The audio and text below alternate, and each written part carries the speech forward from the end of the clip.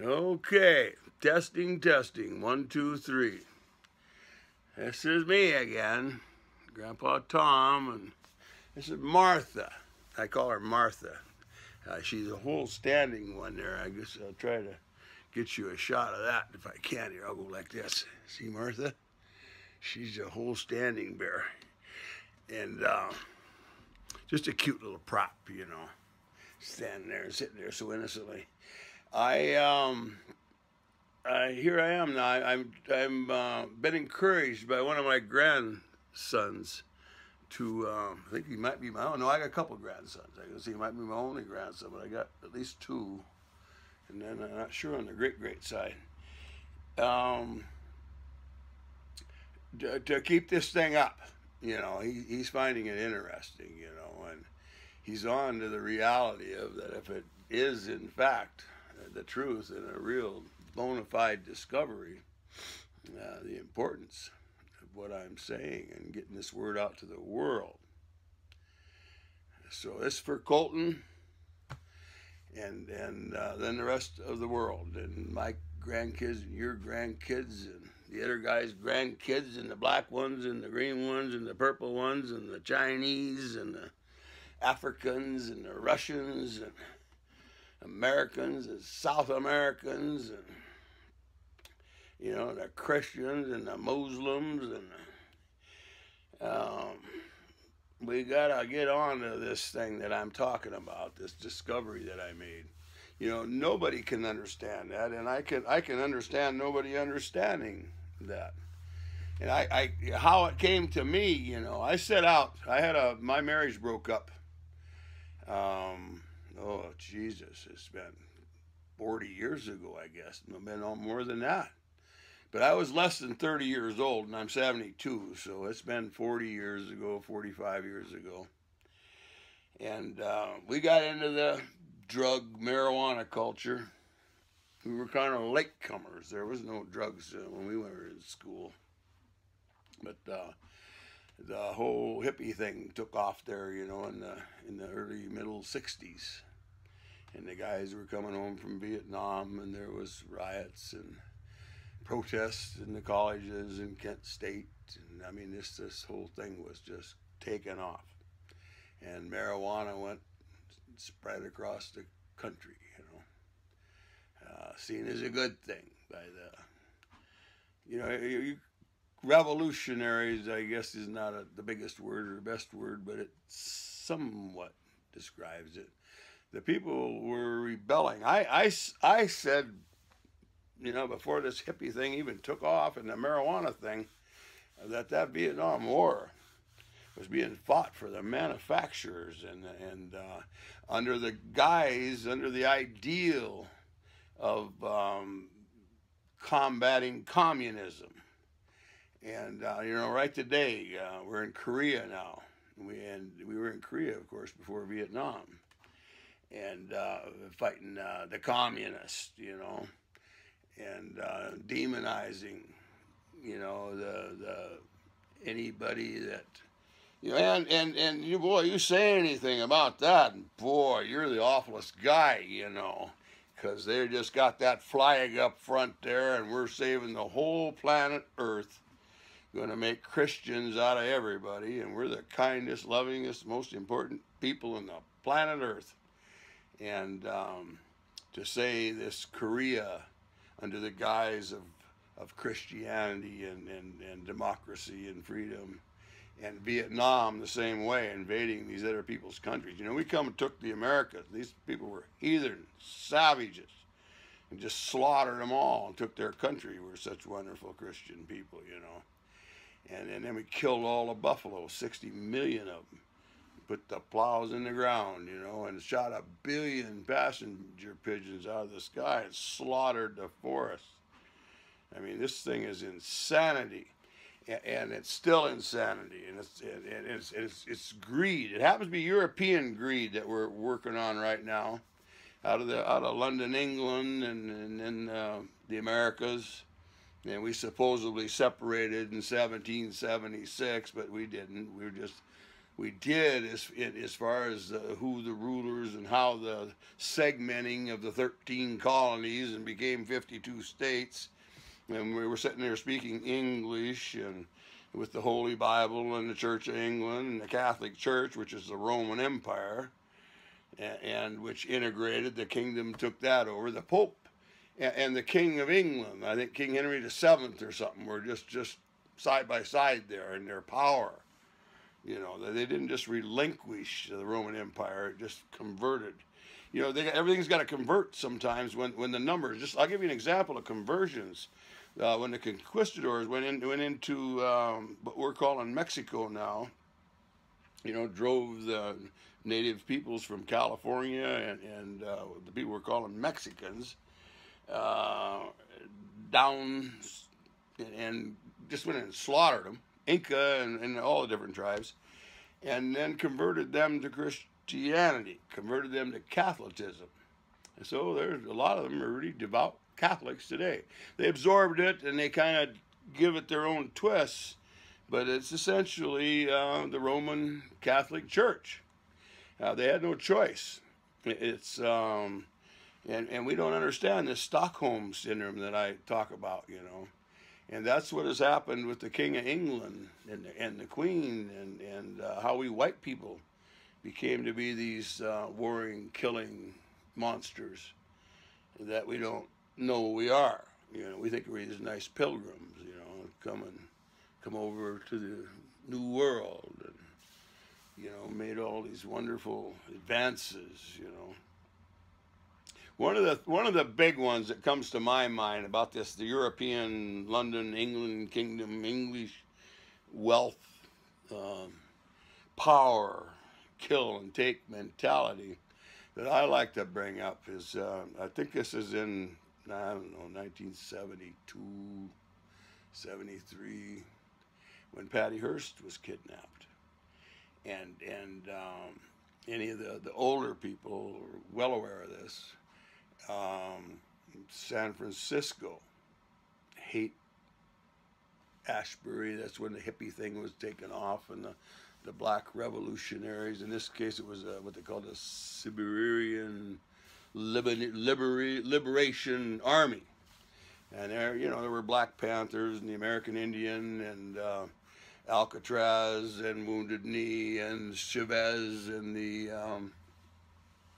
Mexicans and field migrants and the field hands and you know, everybody's rising up in this and this is kind of a first, I think, in America, and the protesting Vietnam and the colleges, and it's big and it's serious, and the National Guard has been called out in a number of instances, and everybody's unsure what's happening here, you know, in this hippie thing. You know, they're going around with this peace, peace, peace thing and protesting, and the men are growing their hair, and the women are throwing away their bras, and there's a whole big thing happening, and of course they all feel it's communist inspired. See, that the communists have infiltrated and are the Marxists, but that's not what it was. It was the people, and is what it is this Catholic and the Church of England Protestant faith, white people ruling, and you know, their morals and their values, and they're so great and they're so good. If they're so great and they're so good, how come they slaughter and kill all these people? And you know, who were the slave owners, and where did the slaves come from, by whom? And so it's you know, and the Christians, they got in this innocently too. If I'd have been born in a Mormon community, I'd be a Mormon, and I very well might be a very devout Mormon. If I'd have been born south of the Mexican border there and into the Catholic realm and had Mexican blood or South American blood, I'd probably be a devout Catholic to the degree of the area that I lived in. You know, I've been saying since I was 9 years old, I first saw the chameleons at the fair in Puyallup, Washington. It was the state fair, and you know, they had goldfish, and you could win if you threw nickels and shoot darts and all that stuff. great fair, you know. We had Clydesdale horses and horse races and car races and games, and I was 4-H and showing. I had a cow one time, a calf, a white face, and Hereford, and then I had a swine. I did real good in swine. I couldn't really afford the Herefords. Took a lot of money. You had to really have some dough to get into that realm. But I got in the pigs good. We bought from FFA, and we finally landed a real good sow and a barrow. And the barrow went to the livestock. Would have won the grand prize, except he went overweight and got disqualified. And then, but the other, his sister, she became our family sow in my 4-H project, and she was the grand champion overall, fitting and showing and type, both. And so I'm living at the fair, and you know, I'm all the way from, I don't know, 9, 10, 11, 12, 13, 14, 15, you know, and wonderful years. And I would have possibly gone to FFA had there been, our school didn't do a lot of that, and some of them did. The Fife down the highway did quite a bit. In Auburn, they were more in the farmer area. But I kind of lapsed and went, but they were wonderful years. So we're at this county fairs, and I was to the county fairs and the state fairs, and you know, liked them. Everybody does. There's great fun, food and sounds and bumper cars, and I mean Ferris wheels and the whole thing, merry-go-rounds and kids, and then always whatever they call that, where the games and stuff are, where you throw the darts and you used to be pitch pennies and pitch. If you keep it in the dish, then you get this prize. And so they got these chameleons, and that was always intrigued me. These little lizards, you know, and I didn't see them so much for prizes because they sold stuff too, you know. So you buy for 75 cents or something. This lizard, I never did buy one. I almost did, but I didn't. But I looked at them, and it was pretty intriguing that when they were on a purple, they turned purple. And when they was on a brown, they turned brown. And whatever color they were on, yellow or red or something, they would blend into that as their, you know, protection so the birds wouldn't see them or other bigger lizards or something. And nature's perfect plan, you know, in all species. So this adaptation thing that we all go through, you know, we don't get to change colors. That doesn't work. We don't have that feature at all. But we do adapt. And so we've adapted to this Christian faith and this democracy. Now, I'll get back here. I jump around a little bit, but I do that kind of out of necessity. I'm just kind of going wherever my mind takes me on some of these things. Trying to bring in the focus on the hows of the hows of my discovery. I think if I can kind of get across, how does this guy come up with all this stuff, you know, caffeine and alcohol and nicotine and sugar being potent, powerful drugs. Well, it's looking into things. I'll give you an example. I didn't buy into Christianity. Now, my mom took us to it was a wonderful church, and when we lived in Auburn, you know, Bible Baptist, and we lived up in Jovita up on the hill there. We went to another one for them because new area we lived in, you know, and the kids, you know, and camp and Sunday nights and hay rides. I mean, it was a lot of fun, you know. But somewhere along the line there, and sometime I'll describe in a little more detail, but it just dawned on me that I'll give you one. Okay, we would walk the half a mile from my house on this trail or ride bikes, whatever it might be. And of course, kids, you know, they know every neighbor and every little nook and road and thing. And it was a rural area south of Seattle. I guess it'd be on West Hill, called Edgewood. The little community in the town was called Edgewood, and the school was called Edgemont, where I went to school there. So just down below the hill there was that little Jovita church, And so we went over to that one, and I don't really remember what denomination that was, but I think it was, I don't think it was a Pentecostal. I think it might have been an Assemblies of God or something, but it might have been a Pentecostal, but it wasn't a holy roller thing Pentecostal. As kids used to joke, you know, do they really roll on the floor, you know? And my friend, he was a Catholic, you know. Another one was a Lutheran. Them Lutherans, they could smoke cigarettes out there, yeah. And they drank too. Man, and then the dancing, was dancing allowable? See, it's a great big thing, this Christianity, and if it's rules and mores that are, you know, like for instance, I believe the Mormons don't do caffeine very much or at all or something, and there's other ones, the Mennonites and the Quakers. I mean, this thing goes on quite a spread there.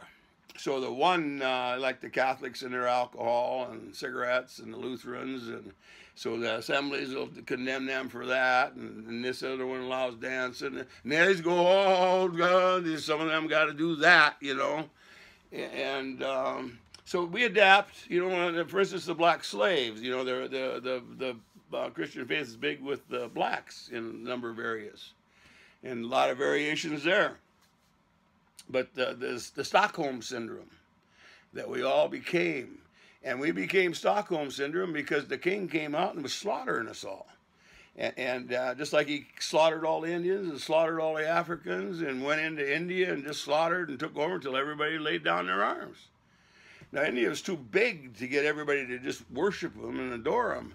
But around London and the whole European, not just the British proper, but France and Germany and Spain and that whole region and those kingdoms, and all the king's horses and all the king's men.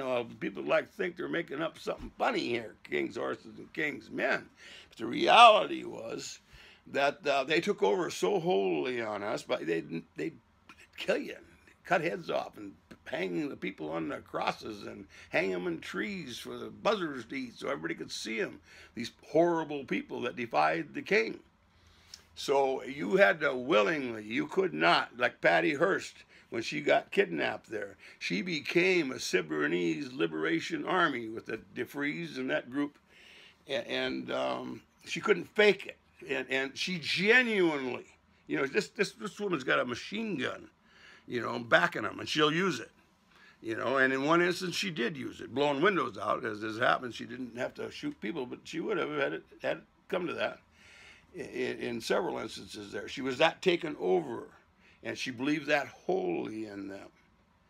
And that's Stockholm Syndrome. And it gets its name from some bank robber hostages that become sympathetic to their captor, you know. It's a human nature thing. So the taking over of the people.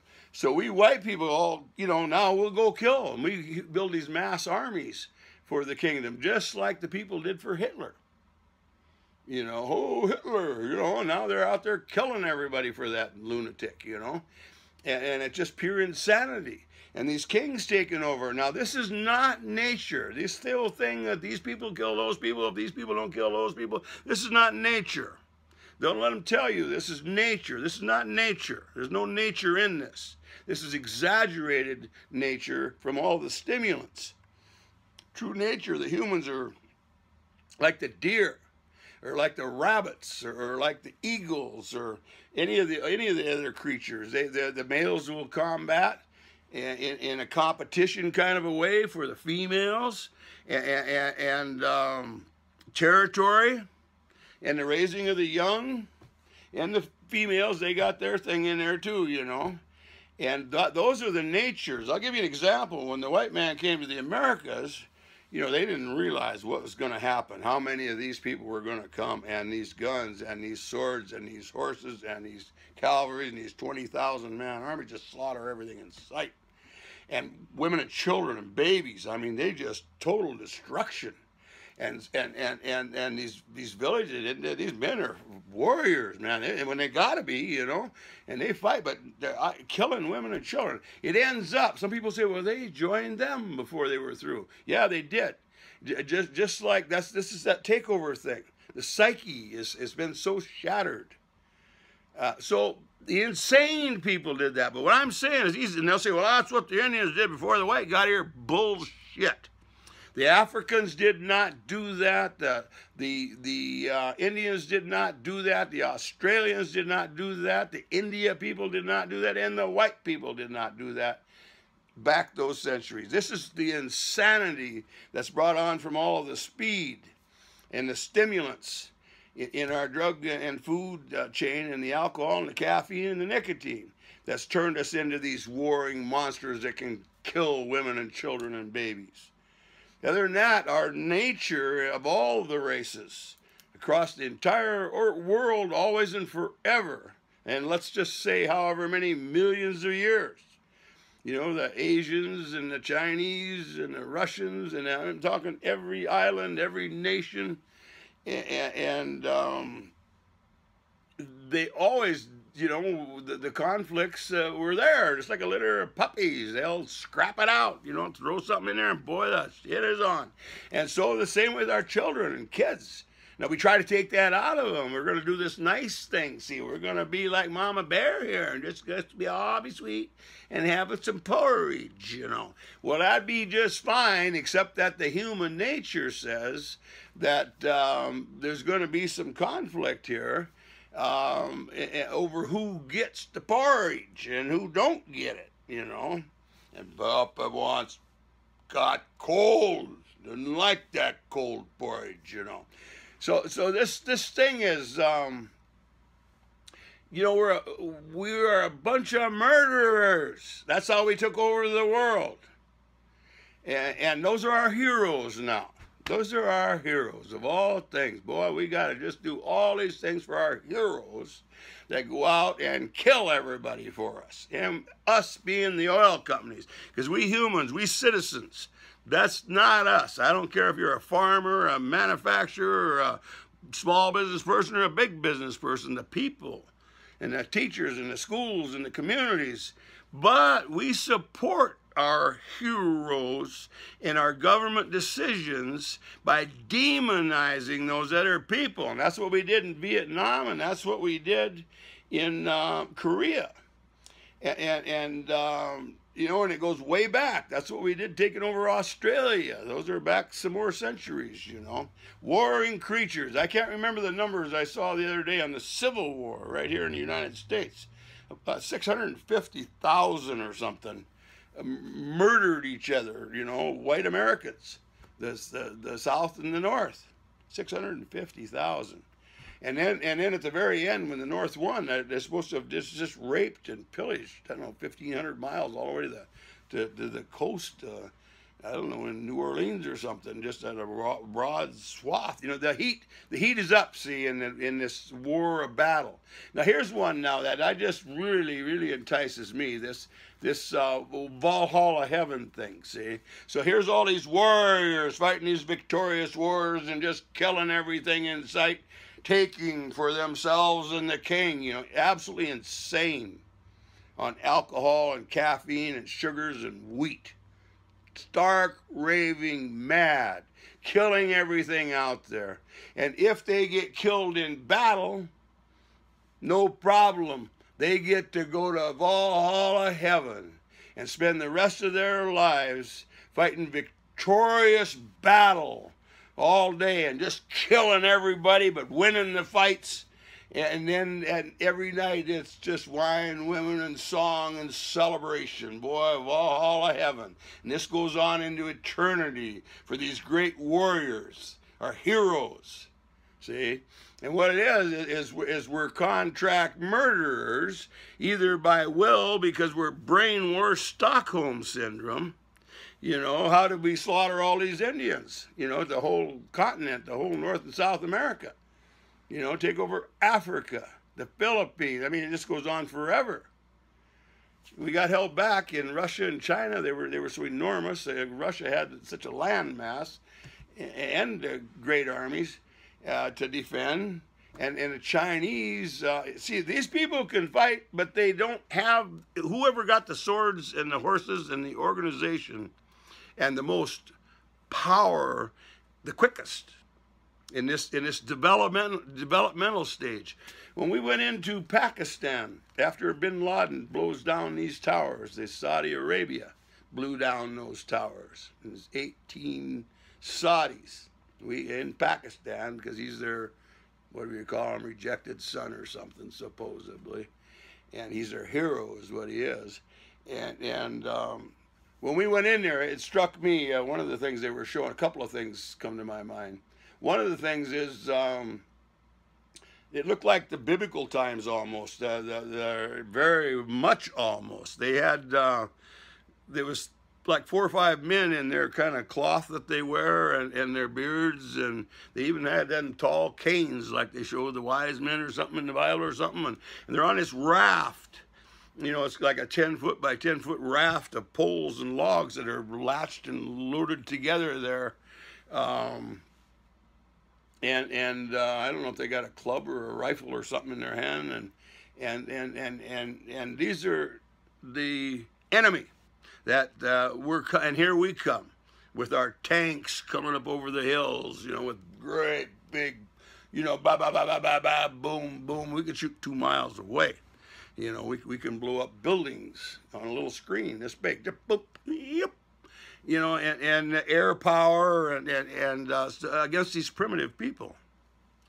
And because they blew down our towers. Well, now Saudi Arabia, George Bush and Cheney, you know, like 2 days later, they're over there in Saudi Arabia getting off the airplane, and Cheney, I think, with a certainty. And here's the royal family now. And the royal family is just absolutely, boy, you want to see a rocking wave go through a community. You know, 18 of their people just took the towers to the ground, killed all these people. You know, major attack. And Bush and Cheney, I'll combine them, even are kissing and hugging them and telling them it's okay. This is the royal family, the oil company in Saudi Arabia. You know, OPEC and the whole Dubai and Saudi Arabia and the whole power elite. You know, the ones that are flying in airplanes with 10 tons or something of amphetamines at a time. And they're embracing the royal family, making sure they know, we know it wasn't you. This is a renegade Arabia. Now, what they were doing, what Bin Laden did, is that the Iraqi or the war. When Saddam went into Kuwait, Saudi Arabia was afraid, the royal family, because the people were taking the land back. And he's another one of these like Castro people, you know, so they're a staunch enemy, but in reality, and they do kill people, and they are horrible, every one of them, stand up and trying to oppose American democracy and Christianity, taking over their countries and their cultures and their people. And that's what we shouldn't be doing. And it's like I say, it's not we people, although we support and send our sons and daughters to do it for them. You know, and our heroes then have parades when they come home and special programs, and you know, it's just the whole thing is just ludicrous, you know. So and everybody thinks that's just life or something, you know. And then there you could factor in this 7.5 billion people that we're trying to do this with in this day and age, and then all these cameras and stuff that make it. They used to be able to, they could just do this, and the only thing they had was word of mouth. That goes way back, you know. And then eventually everything started newsprint, and we ended up with television, you know, like around 1945 or 50, and then from there eventually satellites, you know, in the early 60s, and pretty soon this thing is broadcast. This is well before these. I'm shooting on a smartphone right now, and so the communication factor, the population factor, and the reality. So no longer, this is where Trump is really up against it here, and he doesn't know it. He's so fucking dumb, and his 60 million voters and the other 60 million of their comrades and friends it's not going to work anymore with 7.5 billion people. So you can't just chop off China and chop off Mexico and chop off this and chop off that, just demand this, and everybody's just going to go to their knees. It's just not going to work. We're in an economic global thing, which they've done with this world of commerce and this great big wealth thing that means so much to the corporations and the industry and Wall Street, and that's right straight out of London, England. That came across in 1492, and when 1776, when the British are coming, the British are coming. That was a big deal when the Americas and George Washington and everybody stood up against, and Thomas Jefferson, and decided they were gonna break off. You know, they did. But it was huge. We had been under British rule for you know, beyond centuries, into I don't know about how far the thousands of years range reaches back into that. But that's all real serious stuff. And I guess my whole point in this is that this is all brought on by the stimulants in our food and drink. The Egyptians and the pyramid builders and the Greek and all their temples and stuff. Now, we don't hear that much about all the Greek slaughters. You know, I don't know if Alexander the Great was a Greek or a Roman, but and all them different kings and their great warriors and stuff. But they're slaughtering, and making people with people become, because of the Stockholm Syndrome, become devotees of them. And whatever they got, their faith, you know, like they brought the Catholic priests in after they slaughtered all of the Mexican, the conquistadors, you know. And the wonderful priests, and of course he feeds people and helps them, and such wonderful, nice people, you know. So now they take their souls, you know, and the Stockholm Syndrome is why. I mean, you know, so these people are rising up and they're coming back. And, you know, if I was a minority, I'd be doing the same thing. And we're sitting here trying to unscramble this mess, you know, and rein it in. Well, reining it in doesn't mean everything is America and everything is us.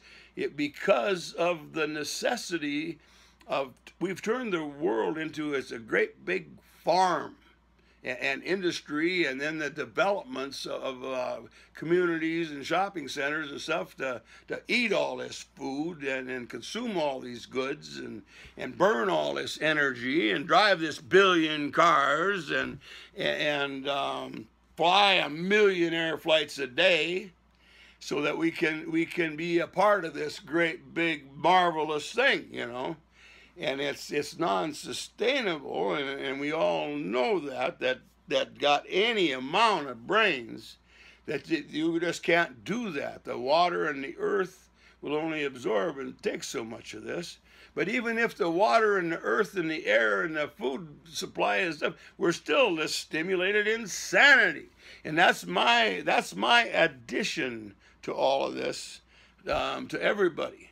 And we got to get a grip on this. It's like adrenaline in our bloodstreams. We're all speed freaks, and we don't know it. And we're programmed. You know, the buses come by with a little 5-year-old. I slept over at the trailer the other night over there across the road. I had bought a trailer, and I got it. One of my other kids has got it now, my son. But it was dark yet. And I'm seeing flashes through the windows there, and I'm kind of wondering what that is. And it's the school bus coming, getting these 5-year-olds, you know, the 6 and 8 and 10 and 12, taking them to school, you know, and then getting dark almost in the afternoon when they bring them home. And you know, programming. And by God, if you say anything, you're the awfulest guy. So this is all, you know, we're all under this white control. Our courts, our polices, our courthouses, our judges, our money, our workforce, our whole entire thing. It's gigantic, beyond any degree that can be imagined. But we in the land of milk and honey here are sitting here thinking this is just going to keep going on. And it's not. And how the time frames on this and how it materializes, it's got a lot of twists and turns and curves in it. It's the global thing. It isn't just we white Europeans that are. Here's the thing about it: all the people we took over and didn't take over, they're all on caffeine now, and alcohol, and nicotine, and hybrid carbohydrates, and corn syrup, and they're all stimulated, and they don't know it either. And you know, every nook and cranny on the planet Earth.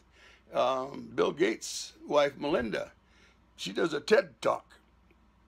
If you ever see any of those, and they're pretty interesting. But I pick up when you hear Bill Gates or Melinda Gates and the foundation, the multi-billion-dollars, and they're genuine people. They're doing everything they can. They're saying, hey, we got these billions of dollars. We can't spend them. We don't need them. We don't want it. We want to, you know, enough to live on, but they're taking all our money and they're putting it into trying to cure.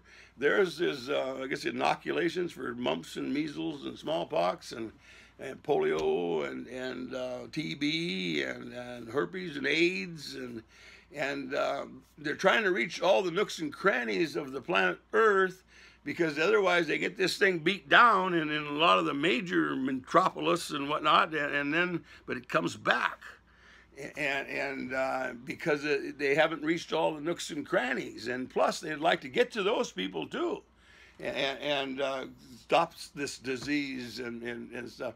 So she's on having a TED talk, and she's saying we could not, you know, everywhere we went, you know, they would go in by mule train and walk and hiking through the Andes and everything to get into these places, but they can't do a mass amount of work that way. They could get in there and see and talk with people, but everywhere they went, she said, was Coca-Cola. So she's going on the logistics portion of this. How do they accomplish that? You know, how can they reach all these far-reaching corners, and we can't get penicillin there, or all these different medicines? And she finds out that the company ends up actually participating in what they got is they got runners, just like dope runners, that are going in all these communities, rafts and boats and on their backs and mules, bringing Coca-Cola to all these people because they love it. It's more valuable than money. And you could trade, you know, get a rabbit or something or 2 chickens or something for a 6-pack of Coke and barter sometimes. And of course, so that makes it a valuable commodity. Just like the, you know, camel caravans, and they had different spices and goods that people liked. And so now she doesn't touch on that the reason everybody likes this and wants this is because they're addicted and loving the high that comes with Coca-Cola, sugar and caffeine and corn syrup massively. You know, you could take a liter as a pretty big bottle, but I think I don't know if it's 60 teaspoons, but I think it's 40 teaspoons. So you can take a big bowl of real table sugar and go 40 teaspoons or something. You know, here we're going to do 40 teaspoons, you know, and it's glug, glug, glug, glug, glug, and that's the sugar. Then there's the corn syrup, which is the same thing, so it'd be either or on that. And then there's the caffeine.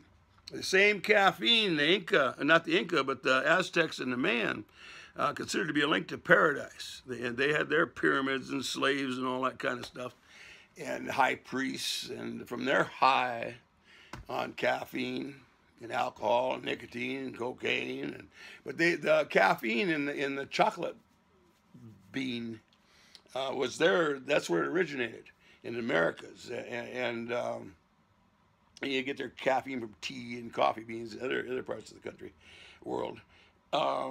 They'd grind it and they would consider it to be a link to paradise. That was the high, and the high, well, you know, the birds would chirp a little brighter and so this high. But there's a second factor that nobody acknowledges. That's why they were slaughtering people and blood sacrificing people, because it wasn't just this high of the birds are chirping and the wind and the breeze and the children's laughter and the wonderful beauty of the fruit and the flowers and the tree. And there's also it exaggerated. See, it was exaggerating to get that done, and it also exaggerated the emotions of kill, and the emotions of warring and taking, and the emotions of rape and blood sacrifice. I mean, this thing, it's the stimulants. And they had hybrid corn and hybrid potatoes and they hybrid a whole array of plant life. Now that wasn't all the way through the Americas, North or South America, and all the way across and everything, but in those regions.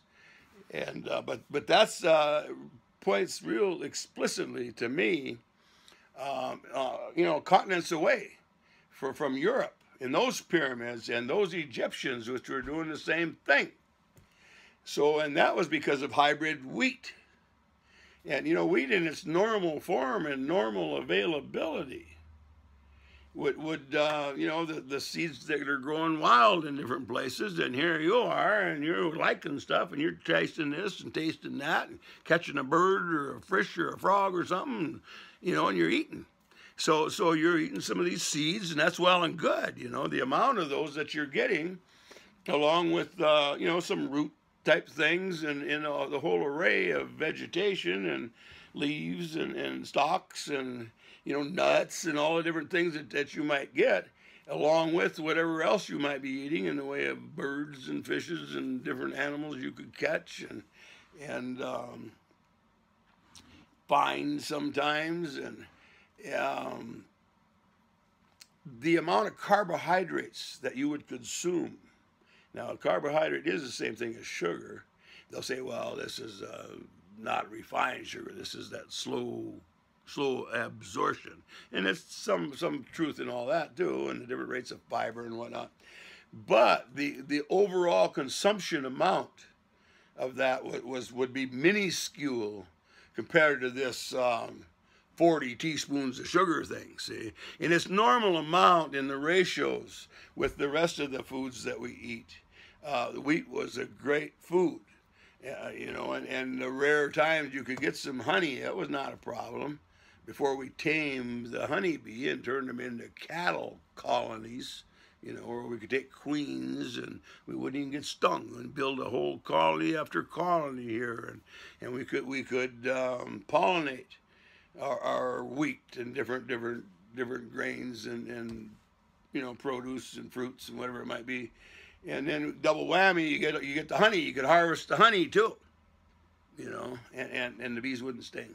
So and they were brought to the Americas, the honeybee to do that. And of course, first thing we did, put those plows in the ground and start growing wheat right here in Detroit Lakes. First thing, put up a granary, and the second thing is a flour mill, And in a good year, you could actually, you had 10 or 20 acres or 40 or whatever it might be, you could actually make enough money off that wheat. It was that valuable to buy or build a house.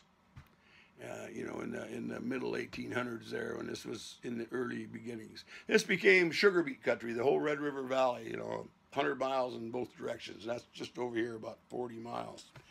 And all the way from Canada and beyond in the south, all down through the whole state of Minnesota and in through, North and South Dakota and into Nebraska and Iowa. But this mainly the Red River Valley part of this. Sugar beets and huge, enormous plants all up and down. And they bring in train loads, like 100 cars of coal to burn these enormous furnaces to break down these sugar beets and extract the refined sugar, so to feed the world's addictions. And it's only like 25 cents a pound now, retail. And we were so good at it, in the same way as wheat. And I hear lately now we're flooded with beef. And so that I do see the prices coming down on quite a few of the meats in this great land of luxury, So it's this stimulated insanity. That's what the Bunnell Farm and myself, Tom Bunnell, and Mama Bear here, and my kids and grandkids, and it's a real legitimate concern. If this was not a reality, just a big wild fantasy, that'd be one thing, but it's not. It's a real thing, and it's. I almost could get bashful about the fact that I get to be the guy that discovered that. And not just discovered it, but brought it forward like I'm doing right here, right now. And we need to, if we can send this thing around the globe and put it in all the different languages there are, I'm going to try to film every single day and pound on this thing and talk, and I'm going to try to make some music, and maybe I can impress you a little bit with some music, or maybe do some stand-up comedy and get you to laugh, and let's deal with this thing, you know. And here we got Donald Trump. I mean, what more of opportune time, Mr. Billionaire fraud himself, you know, beats the government out of however many billions of tax dollars. You know, he knows they're coming to get him. He's been 7 or 9 years or something of auditing here, and they're trying to figure out how to do this. And he's got a whole battery of attorneys, and they know that. He's a pretty popular individual. He knows that what he's done, and they'll all tell you, well, all he did was the loopholes that the Congress and the Senate and the laws put into this thing. That's all he did. And that was a smart thing, because he's a shrewd businessman. Well, I'll tell you what he did. He did take those loopholes and different whatnot things, and the intent of those, the spirit of the law, excuse me, he took that thing and just took it to extremes that is beyond belief. You know, he was going to have to do personal bankruptcies probably, along with all his 3 or 4 business bankruptcies, which were all methodical business dealings. Or he stretched these rules and laws and these loopholes beyond anything that can be imagined or thought of. The spirit of those rules and laws was that he is in complete violation. The man belongs in prison. It's where he should have been for a long, long time, and right along with his entire family and everybody in association with him and his crooked schemes. And here's the man hollering crooked Hillary. Now, I don't, you know, Hillary's got her problems, to be sure, but where he took this to, and how he fooled the entire United States and got himself elected. You know, his back was against the wall. We all know it's offense is the best defense. Well, he's the king of offense here, and he did it. And it's just beyond fathoming. You know, a man that belongs in the penitentiary out there screaming crooked Hillary and gets himself elected. You know, narcissism beyond belief. And all the Christians voted for him. That's how he got in. You could almost say to the man, you know, because he's going to bring back America and make America great again. And boy, he's going to crack the whip on everything. And we white Europeans, Christians, are be the good people. We got the white hats, and we're wonderful. And we got heroes and warriors too, and airplanes and tanks and bombs. And we'll kill all of you if you don't mind what we say. See, that's Donald Trump and all these Christians' hero, Donald Trump, who's their salvation, boy, you know. And that's without mentioning his KGB wife, Melania. You know, I'll bet you $5 million. You know, her dad was a card-carrying. He wasn't just a communist. He's a card-carrying communist. You know, the communist country. But then there's the people ruling that communist country, and they're like less than 5% of the general population. They're the card carrying. They're the officials of the whole thing, you know. And that's who her dad was and is.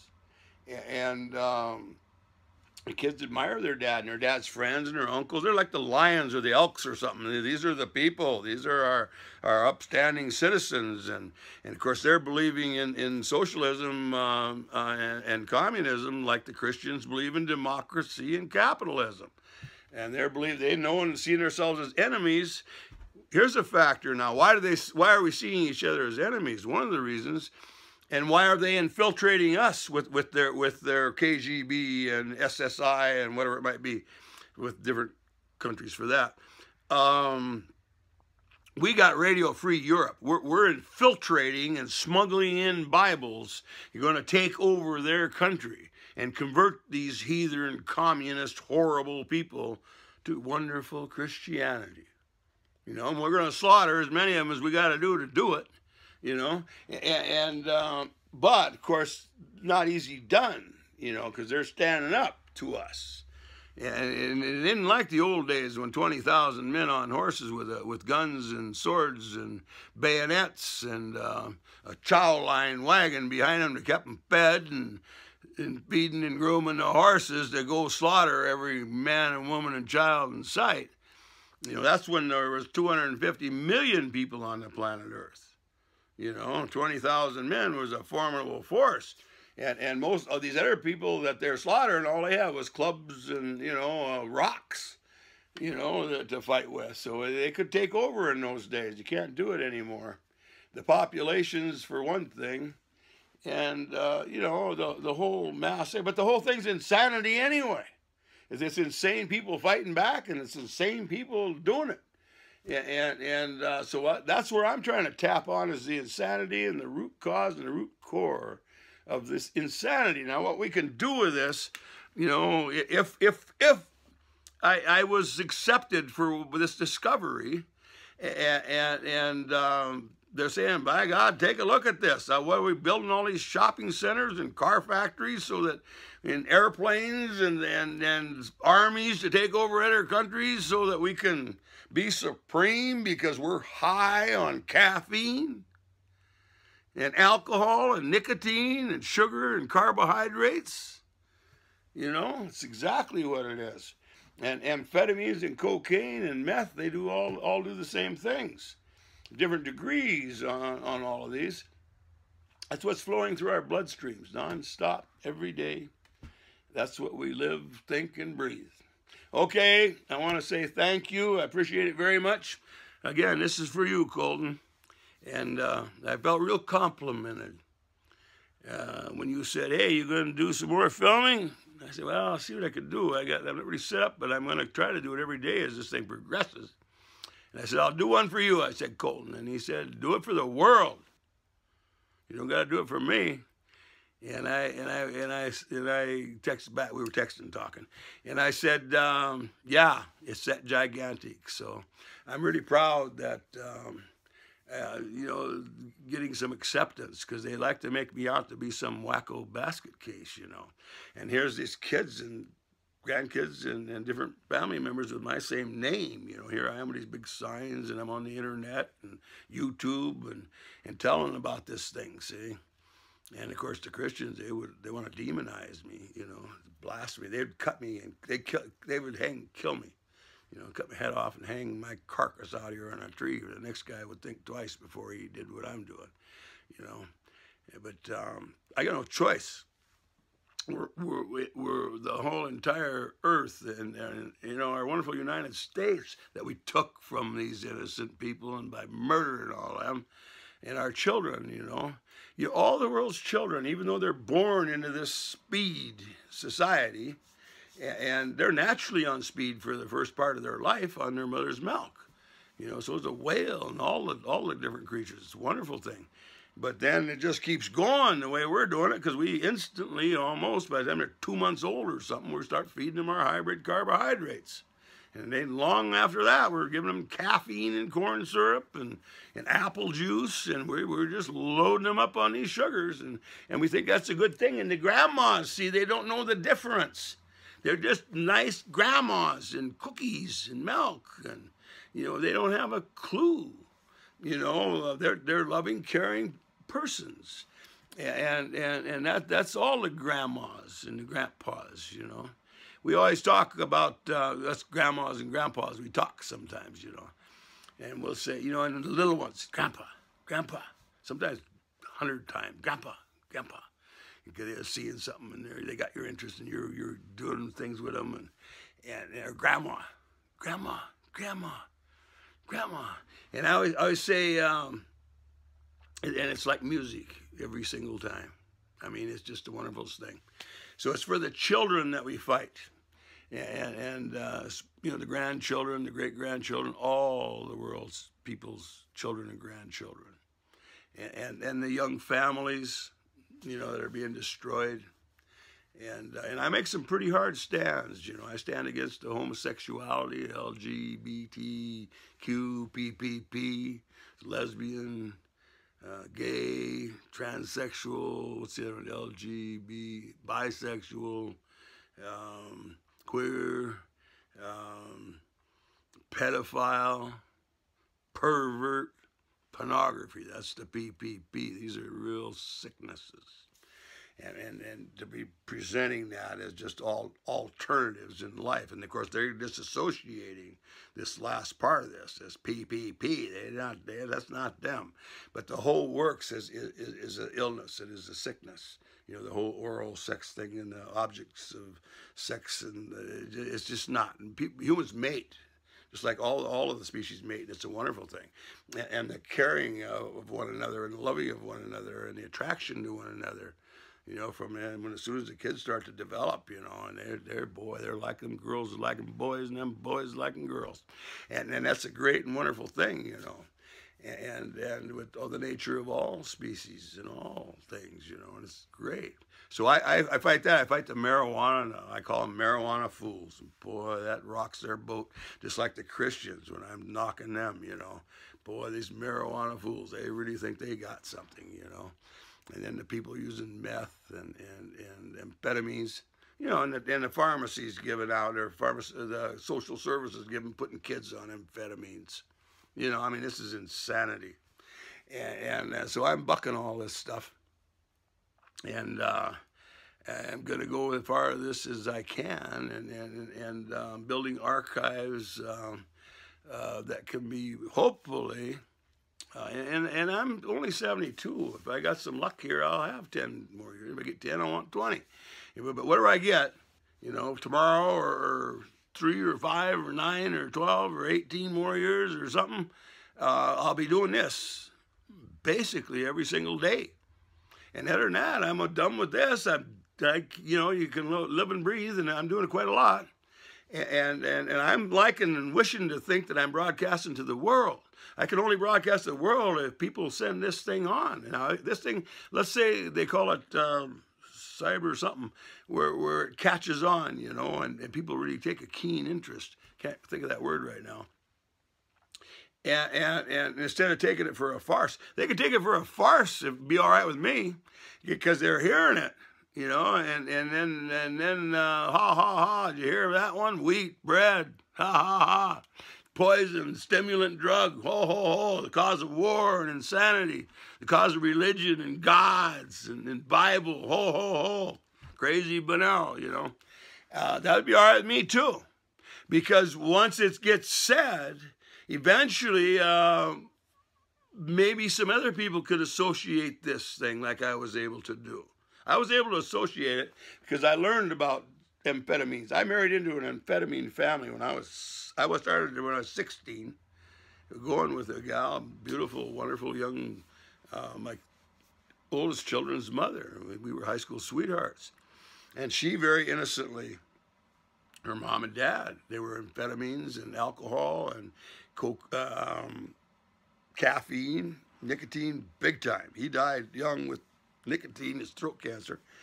And she went nuts on amphetamines, but they were handing amphetamines out like candy in those days to the women. The women would go to the doc and say, "Doc, I'm just not feeling good." He gave them some amphetamines.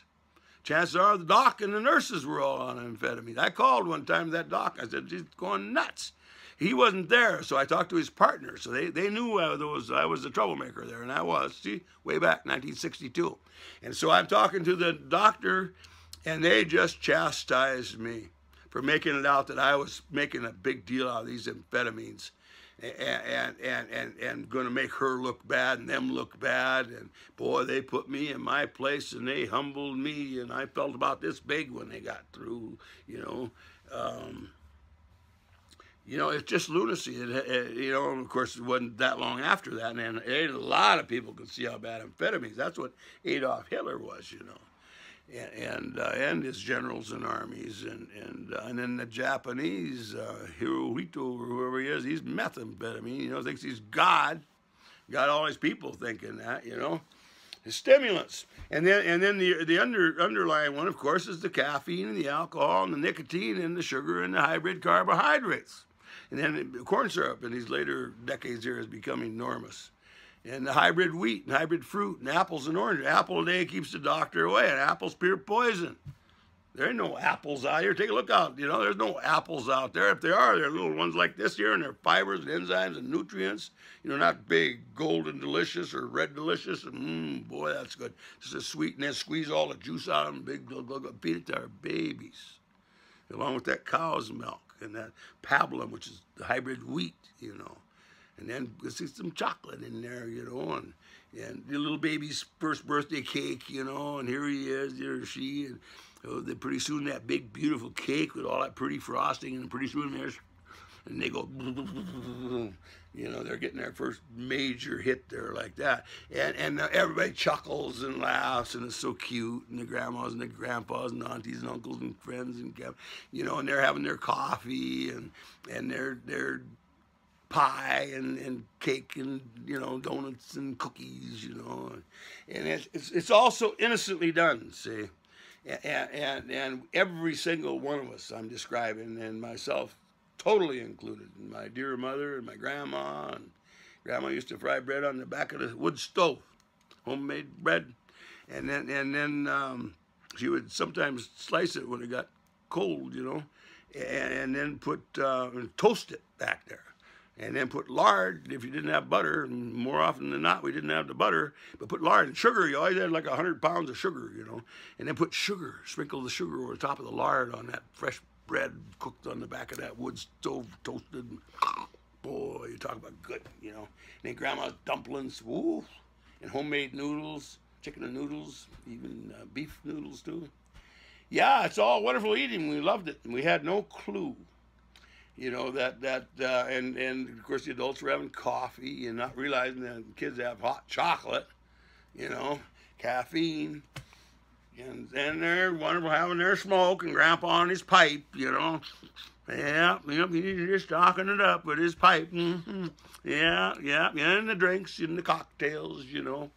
I used to think, because we were kind of common people, and on television shows they had these kind of rich people in the movies and stuff. And so that whenever the people, these fancy people and rich people, they would come to people's houses and stuff, and they would be greeting them and getting their coats and stuff, and yeah, can I help you? Okay, and right away, could I get you a drink? And, you know, gin and tonic, or, you know, bourbon on the rocks, or a beer or wine, or, you know, or... And I just think that, you know, that was just the normal everyday thing, you know. So alcohol is just common, and you smoke these Camels, and your doctors smoke Camels, and everybody likes those Camels, and maybe the menthol Salem's or Newports, you know. And then the Budweiser Clydes, how about that one? The Budweiser Clyde Horsedale beer. Now we're beer, see, good old beer, you know. You know, this alcohol thing is just enormous. And the caffeine thing is just enormous. And the wheat and the corn syrup, just enormous. And this adrenaline-like effects that turn us into these warring monsters. Okay, I'm going to hang up. I think I did it quite a long time. Matter of fact, I can put my glasses on and look. Yep, I'm 1 hour and 2 minutes. Okay, I'm gonna what they call render this and process it and put it on YouTube. Have a great day, a great night. I appreciate talking with you. Thank you.